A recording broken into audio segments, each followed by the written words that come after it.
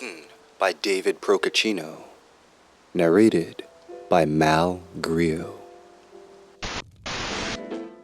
Chapter 1. That song. That weird blonde singing from the transistor of Mallory's brain. He can't get her out of his head. Can't get Honey out of his head. Stupid pop tunes. They blow out Mallory's eardrums. Pop, pop. And he hears only bass.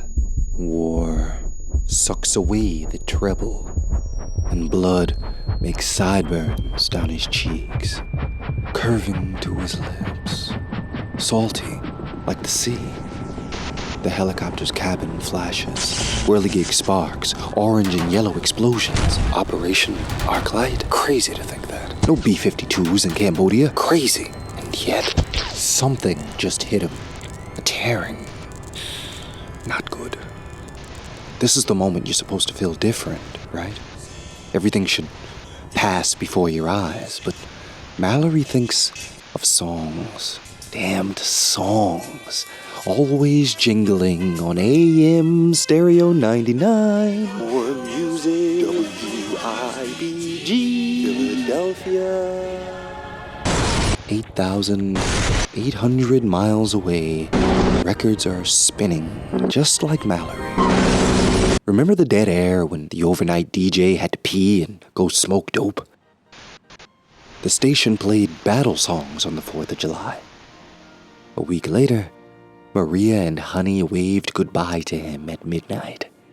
Still 90 degrees on the tarmac. Strange that both of them were there. Vietnam had come for its dues, remember? Mine eyes have seen the glory.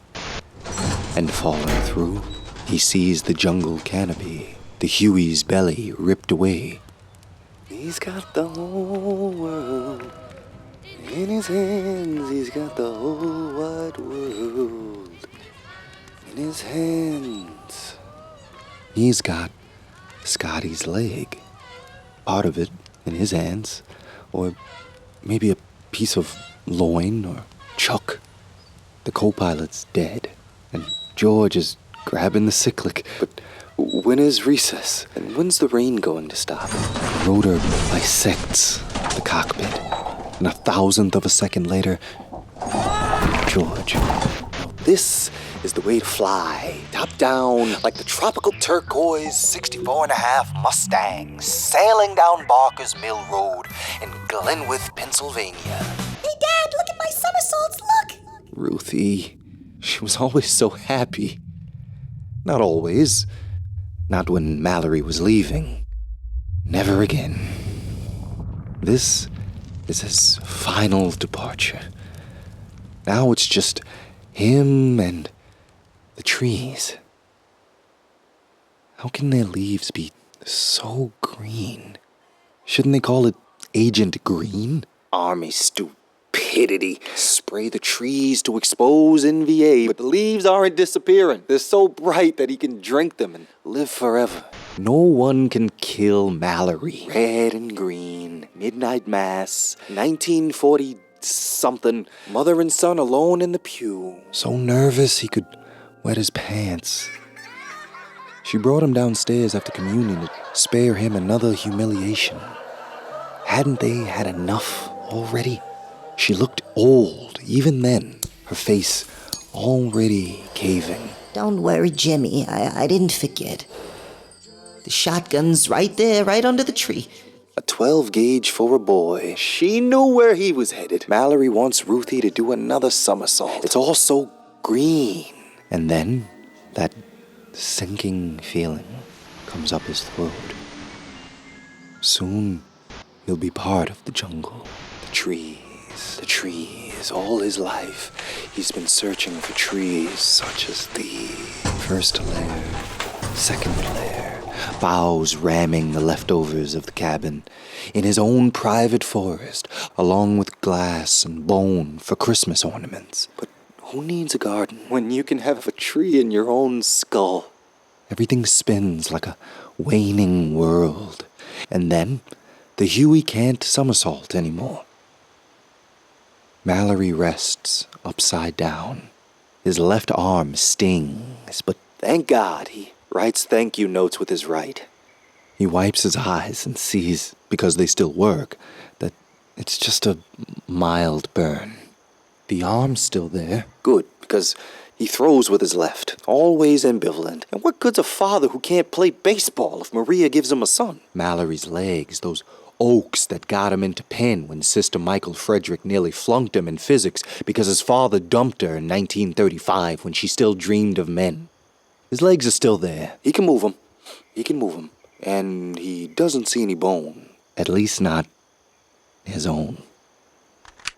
He still has his gun, the M1911. Another Christmas gift, but from the Frankfurt Arsenal. Everything works, and it's almost like the Huey burst its guts to accommodate sightseeing. How many people visit Cambodia like this? Mallory unbuckles the harness.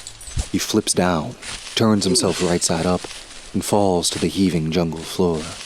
His arm's fine, but not his flank. His vaporized uniform has burned off the skin beneath, now crusty like an overdone pizza. His crackled dermis doesn't hurt, at least not yet, but it smells. Maybe like ruined leather. Then he smells something else. Jet Propellant 4. It's like the kerosene that kept Mallory and his mother from freezing to death in Laheyton. At least when she could pay the fuel dealer. He loved that sweet odor because it meant comfort. It meant life. But what does it mean now? He runs, then thinks, they're coming. But which they? Mallory spent every summer before the war dipped in Pennsylvania humidity. But those days were a mere preview. Water fills his lungs, and raindrops keep falling on my head. But where's the pitter-patter? Come to think of it, there's no sound at all, and even the bass is gone. He wipes his cheeks and traces the blood to his ears. How will he hear them? Mallory never could listen, even when both of his eardrums were intact. When he was just a psychiatrist, he loved all those voices. The accents of Philadelphia, Laheyton, and Swedesboro, speaking fear, lust, anger, and loneliness. Now he hears the pumping of his corroded arteries. Not much longer, probably. It's a crappy foxhole, but then he sees a tangle of brush, and he cuts it. A lot of it. His blood dapples the harvest like abstract art. A picture titled, Dying Dog. If they get that close to notice, he's Charlie's regardless. Still, survival is a reflex, so he covers himself with rubber tree branches. And he waits. Nothing. Longer. Something. Vietnamese. The staccato phrases are distinct, and growing more so, despite the wreckage of his tympanic membranes.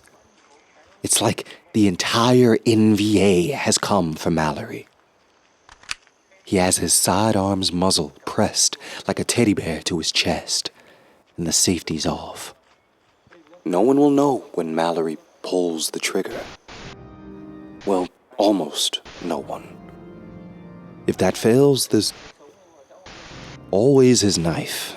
But then Sister Michael Frederick stands aloft. And why did the sisters always have male names? She lectures into the ether about the 7 deadly sins. And Mallory wants to tell her that the angels never visited Cambodia. She has always been the embodiment of pain. She nearly ruined his life with that C- in physics. Now she's standing there in the jungle in full habit. The most feared sister at Our Lady of Precious Blood. That was the school's name, no joke. She refereed cross-country meets. Whistle and rosary tangled on her cloistered neck. Elai! Lama Shabbat Stani. Screw that. He lifts the gun and waits. He sees one NVA coming into view, AK-47 hanging limp at his side. The man's looking at a small something.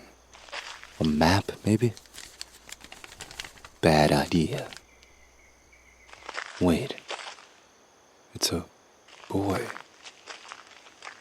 This was all Mallory's choice. He didn't have to be here. He could have joined the Coast Guard. Maria's wish. Damned Santoni. He was the one who had to be impressed. And Mallory will impress. With the gold star in Maria's window as Santoni passes by on the way to Glenwith Cricket Club. And honey? Damned honey. It isn't the whole NVA. Just one. Mallory shakes himself. This is no dream. It's just Cain and Abel. Quite real Abel is smiling, even. Like to get to know you. Easy. Unseen, from the rear, Mallory will push him down and stab his back through the left fifth intercostal space, just like he learned at Fort Sam. The Huey explodes, and the boy turns to look. AK-47 still slung at his side. He can't be more than 17. Acne instead of stubble. Ruthie's prom date in a better world. Mallory lunges, knocks him down, and rams the knife into the boy's heart, popping the balloon. Mallory grabs the boy's slender neck, squeezing, blood spurting from the blackness behind crooked teeth. Something falls from the boy's pack. When Mallory's done, and it's all over, it's not all over. Because the thing's a photograph. A black and white girl. Mallory picks it up. And she doesn't even look like one of them. She looks like Maria. And then, done with remembering, Mallory sees that he is strangling Maria, and she's suffocating. His trembling hands spring from her neck, and Maria heaves, gasping. This is Mrs. Mallory. Dr. Mallory, actually, if it hadn't been for their daughter, Ruthie. Mallory's not dreaming. In fact, Maria's punching and kicking him, Sicilian blood in her eyes. He can't say anything. The words are gone. Everything hurts. Then, after a pause, she takes her nails and abrades the part of his abdomen where he used to have no skin. She wants him to remember.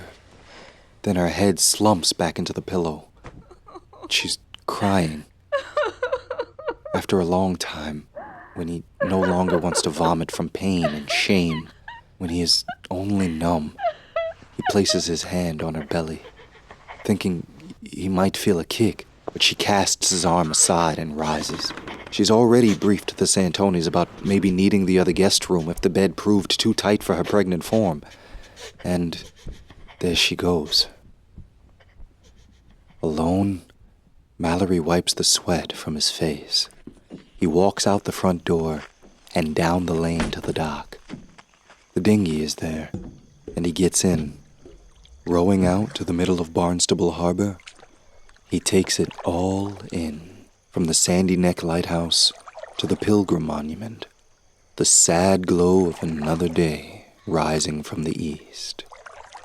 Mallory knows it's all over, and only the thought of ingratitude to his hosts keeps him from drowning.